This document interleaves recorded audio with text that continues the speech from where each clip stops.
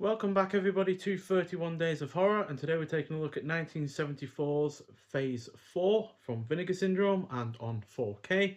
So this is directed by Sal Bass, this was his only directorial effort due to this not being a box office success, but he was most well known as a title or credit designer. So yeah, he worked with the likes of Alfred Hitchcock on Psycho and Vertigo, Martin Scorsese on Goodfellas and Casino, and John Frankenheimer on Grand Prix and Seconds.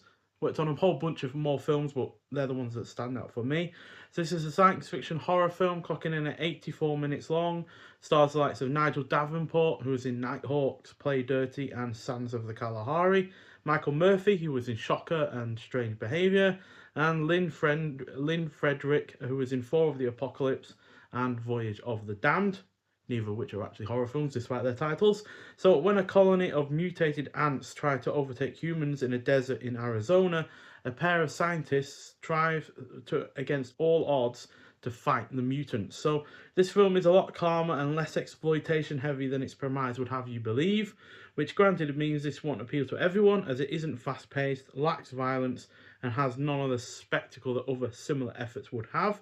You look at the likes of The Swarm, for instance, from the later period of the 70s, which is nowhere near as good, but definitely has more in the way of spectacle.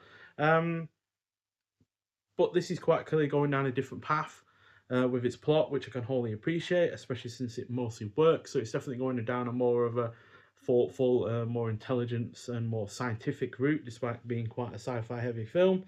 The cinematography is also excellent, particularly when it comes to actually showing the ants, because the ants aren't large like in, say, Them or anything like that. They are still the same size that they normally be. They're just more intelligent than they usually would be as well. So you really need specialized cameras to get right up and close and personal to the ants without it looking, you know, blurry or anything like that. And yeah, it really excels in that. The pacing may not be fast, but it fits the plot perfectly. While at the end of the day, it lasted 90 minutes, so as bad as a plot, bad as a pacing might seem to some people, it's at the end of the day not staying around for very long. The score is well done, the cast is good, it is engrossing throughout, and the ending is suitably downbeat as well. So yeah, overall a solid effort, 4 out of 5. It's not going to be quite the film that some people expect, but I think it's all the better for that. So I did show this off last year in a update video, so yeah, you probably have already seen all of the physical extras, but I'll show you regardless, as we have that hard box, and we have the slip cover that goes over the case itself. That's the original artwork, by the way. And we've got a booklet release as well with the same artwork as on the hard box. And inside we have shots from the film as well as a mountain out of an anthill. Phase 4 from Inception to Consequent Mutations by Sean Savage. So yeah, lots of strange imagery in this film, but it all really works, I find. And yeah, like I said, shots from the film as well, including the ants making these large towers that eventually get destroyed by our scientists, but then the ants end up creating these mounds that reflect sunlight onto the base, heating it up, because they are clever like that. Um, and then we have the booklet inside as well.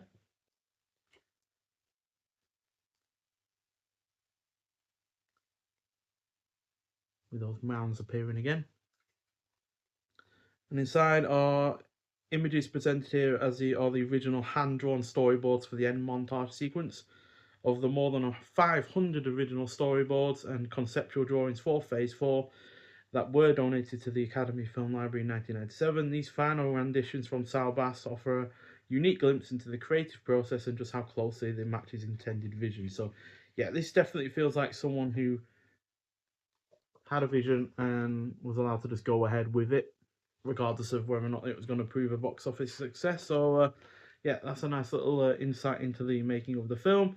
And then we have the 4K and the Blu-ray itself, again with the artwork that we've seen already. So yeah, special features. So this contains the 84-minute theatrical version presented in HDR and newly restored from its 35mm original camera negative, with the following sound options: original English mono soundtrack and a brand new commentary track with film historian Matthew Asprey Gear.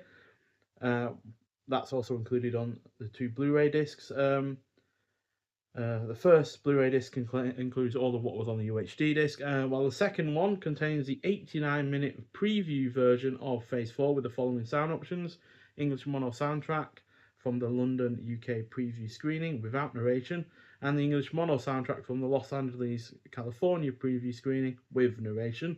Along with these additional special features, we got a sorry, Evolutions, the making of Phase 4, that clocks in at 48 minutes long. That's a brand new documentary by Elijah Joanna, featuring interviews with Jeffrey Brass, co-star Michael Murphy, screenwriter Mayo Simon, archivist Sean Savage, and design historian Sal Boss, biographer Pat Kirkham.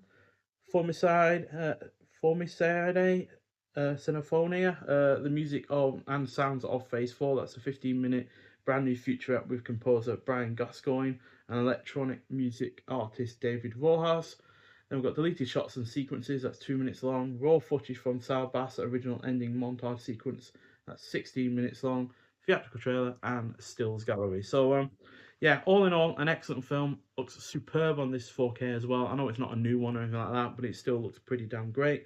And at the end of the day, it only came out, I think, in last year as well. Anyway, so yeah, highly recommend seeing this film. It's definitely a different kind of way of going about this kind of science fiction horror.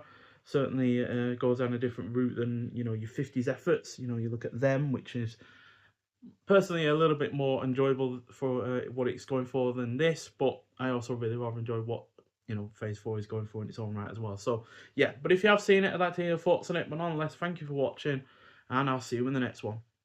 Bye.